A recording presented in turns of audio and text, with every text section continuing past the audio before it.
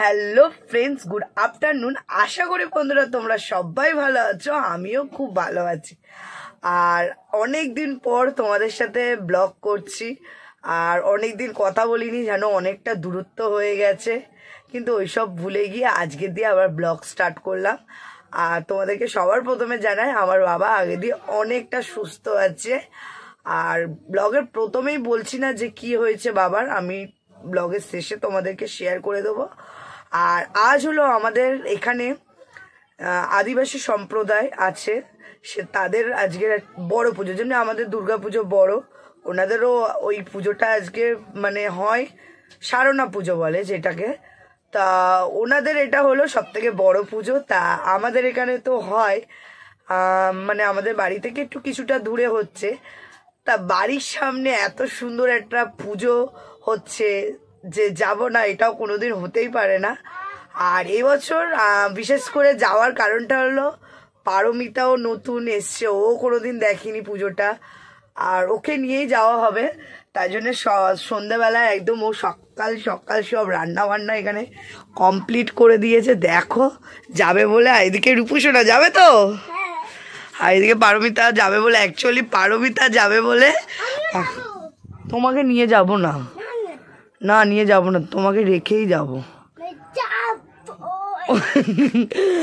আর পারমিতার জন্য অ্যাকচুয়ালি যাওয়া হবে, আমার এমনি তো ভালো লাগছিল না। তারপরে বলি না, বাড়ির সামনে এত সুন্দর পুজোটা হয়, মিস করা তো যাবে না। তাই জন্য বলি আমি, পারমিতা আর রূপায়ণ যাব, পরে মা, তোমাদের দাদাভাই সব তো কাজে গেছে, ওরা আসলে ওরাও যাবে। ঠিক বাড়ির সামনেই হয় পুজোটা। তাই জন্য সবার প্রথমে আমি আগে আলমারিটা খুলবো, কি পরে যাবো ভেবেই পাচ্ছি না, চুড়িদার পরবো না শাড়ি পরবো। শাড়ি পরে যাবো। তো চলো আলমারিটা একটু খুলি আর তোমাদেরকেও আলমারিটা একটু দেখিয়ে দিই আমার। দেখো না এত বোঝাও হয়ে আছে, এই দেখো সব বোঝা। তা ভাবছি কোন শাড়িটা পরে যাবো ভেবেই পাচ্ছি না। তা আমার এখানে অল্প কটা শাড়ি আছে, আর সব শাশুড়ি মার কাছে আছে, তাই জন্য ভেবে ভেবে আর পাচ্ছি না কখন দিয়ে ভাবছি কোন শাড়িটা পরবো।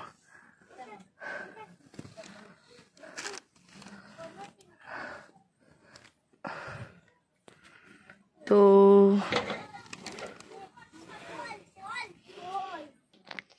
দীর্ঘ প্রতীক্ষার পর এই শাড়িটা বের করলাম আর এই শাড়িটা বের করলাম। তা এখন কোনটা পরবো ভেবে পাচ্ছি না। তো চলো বন্ধুরা, আমি রেডি হয়ে তোমাদেরকে দেখাচ্ছি যে কোনটা পরছি। তো বন্ধুরা আমি রেডি হয়ে গেছি, আর এই সবুজ লাল শাড়িটা পরেছি।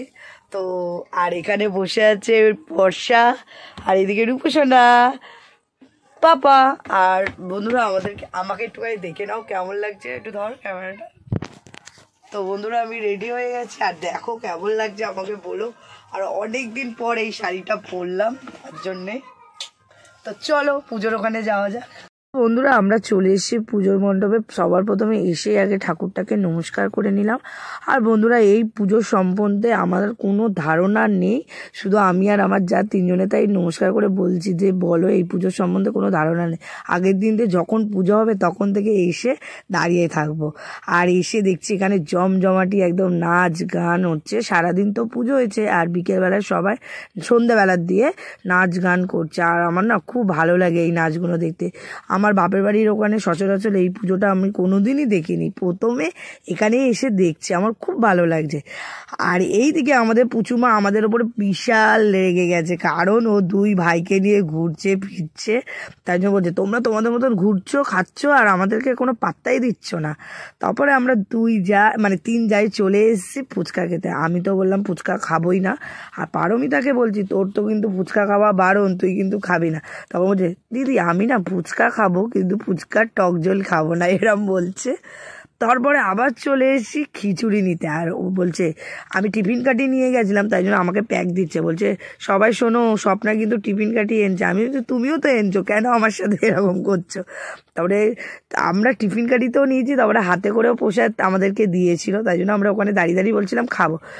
পুচুমা আমার উপরে খুব রেগে গেছিলো, কারণ বাড়ি দিয়ে বলেছিল যে কাকিমা তুমি আমাকে একটা আইসক্রিম আমি বলছি খাওয়াচ্ছি বলে এত খাওয়ানোই হচ্ছে না, তার জন্য ও রেগে গেছিলো। তারপরে বললাম চলো আইসক্রিম কিনে দিয়েছে, তারপরে ওকে একটা আইসক্রিম কিনে দিলাম, তার সাথে পুচকে দুটোকেও কিনে দিয়েছি। আর এখানে পুচুর মা দুটো পাতা নিয়ে দাঁড়িয়ে আছে আর বাচ্চাদের কাছে আইসক্রিম যায়, ওরা বলছে না না হবে না। আর এইদিকে আমি পারমিতাকে খচিয়েই যাচ্ছি, আমি খেলি বাটিতে নিলি আবার পাতায় নিচ্ছি, এই নিয়ে ওকে প্যাক দিয়েই যাচ্ছে। আমি যে আর কত খাবি বল, আমি তাহলে গামলিটা ধরে দিয়ে আসছি তোকে। পুচুর মা তখন বলছে না না এই দুটো স্বপ্নার, আমার না স্বপ্নার, সবার কাছে বলে বেড়াচ্ছে। আর এদিকে দাদা শুধু বলছে তোমরা ঘরে যাও, তাড়াতাড়ি ঘরে যাও, বাচ্চা কাচ্চারা খুব বদমাশি করছে, মানে ওরা প্রচণ্ড হারে আইসক্রিম খাচ্ছে, এইরকম আইসক্রিম খেলে তো ওদের ঠান্ডা লেগে যাবে সেই কারণে। আর পুচুমা পুরো একদম দায়িত্ব সহকারে দুটো ভাইকে সাথে করে নিয়ে যাচ্ছে ঘুরছে, আর আমরা নিইনি বলে প্রচুর রাগ। তারপরে দেখা হয়ে গেল তোমাদের দাদাভাইয়ের সাথে, মানে তোমাদের দাদাভাই গিয়েছিল কাজে, তারপরে আমি ওখানে মেলা দেখছিলাম, তারপরে তোমাদের দাদাভাই এসছিল। আর এসেই তো প্রথমেই তোমাদের দাদাভাই প্রসাদ নিয়ে নিল, বলছো তুমি একটু খাও, আমি না না আমি প্রসাদ খেয়েছি, তাও আমাকে জোর করে একটু গালে দিয়েছে। আর দেখো ভালোবাসার মানুষের কাছ দিয়ে একটু প্রসাদ খেতে না ভালোই লাগে। আর এদিকে আমার দেওরও একটুখানি নেচে দিল, ট্রাই করছিল কিন্তু পারিনি নাচতে। তোমাদের দাদাভাই আমাকে ভালোবেসে বললো এবার একটা আইসক্রিম খাও, এসে তো কিছুই খাওয়ালাম না। আমি আর সেই আবদার আর রাখতে পারি, আমি তো একটা আইসক্রিম নিয়েই নিলাম। তো গাইস ঘড়ির কাঁটায় এখন 10:45 বাজে, আর এখন আমরা আসলাম বাড়িতে। আর এই দেখো তোমাদের দিদি ভাই এত হাসছে কেন? সবাই ভাত খাচ্ছে, আর রূপসোনা ওর বাবাকে দেখে ফোন দেখছিল, ওর বাবাকে সেই দেখেছে ফোনটাকে এরম ভাই রেখে দিয়ে ও বাবা এসছে এরম করছে, তার জন্য আমি আসছি। ও এই কারণে আসছে। আর এইদিকে মা খেতে বসেছে। মা কখন এসছো? ও মা অনেকক্ষণ এসছে, মা মাথা তুলছে না। এদিকে বড়াম্মা এখন একটু ডিস্টার্ব করবো না, এখন ঠাকুর নমস্কার করে খাচ্ছে। আর ওইদিকে বৌমা, আর আমাদের রূপু সোনাকে তোমাদেরকে দেখাবো, চলো ও কি করছে। কই রূপু, তুমি ফোন ঘাটছিলে? ওই দেখো মুখ লুকিয়ে নিচ্ছে ভয়ে। রূপু ও রূপু, কত কিছু খেয়েছি। রূপু ভয় পেয়ে গেছে। রগরটা শুধু দেখো রূপু, আমরা না এত বড় আইসক্রিম খেয়েছি, দেখো এত বড়, তোমার জন্য আনিনি। কে খাবে? কটা আইসক্রিম খেয়েছে জানো মেলায় গিয়ে? আমার প্যান্ট ফেটে যাবে তো পাপা। দুখানা আইসক্রিম খাইছো? একটা কিনে দিয়েছি আর আমি একটা কিনে দিয়েছি। বাবা, আর আমি যে টাকা দিলাম? ওই তো সব বাচ্চা কাচ্চারা মিলে আইসক্রিম খেয়েছে। ঠিক আছে চলো। তো গাইস এখন আমরা এবার জামা কাপড়টা ছাড়তে হবে, শুতে হবে, আর খাওয়া দাওয়া সেরকম করবো না, কেননা খিচুড়ি খেয়ে নিয়েছিলাম, মানে প্রসাদটা খেয়েই পেটটা ভর্তি আছে, আর খাবো না। এদিকে মারা খেতে বসে গেছে, যদিও মা খিচুড়ি খাইছিলে? হ্যাঁ একটুখানি খেলাম। তো মা খিচুড়ি অত খায় না, ওই জন্যে খিচুড়িটা হেভি। তো তোমাদের দিদি ভাই প্রসাদ না যেমনই করো হেভি হয়। তুমি কি আর খাবে না? হ্যাঁ আমি একটু খাবো। ও তুমি খিচুড়ি খাবে না ভাত খাবে? না না খিচুড়ি খাবো। ও এই দেখো তোমাদের দিদি ভাই এখন ওই খিচুড়ি খাবে, টিফিন গাড়িতে করেও নিয়ে এসছে। আরে না গরম লাগছিল তাই জন্য টিফিন কাটি করে ঢেলে নিয়ে চলে এসছে। তো যাই হোক গাইস, এখন আমরা একটু জামা কাপড় ছাড়বো, আর তোমাদের দিদি ভাই আবার খিচুড়ি খাবে। তো আমরা এইগুলো করতে থাকি, আর ব্লগটা কন্টিনিউ দেখতে থাকো।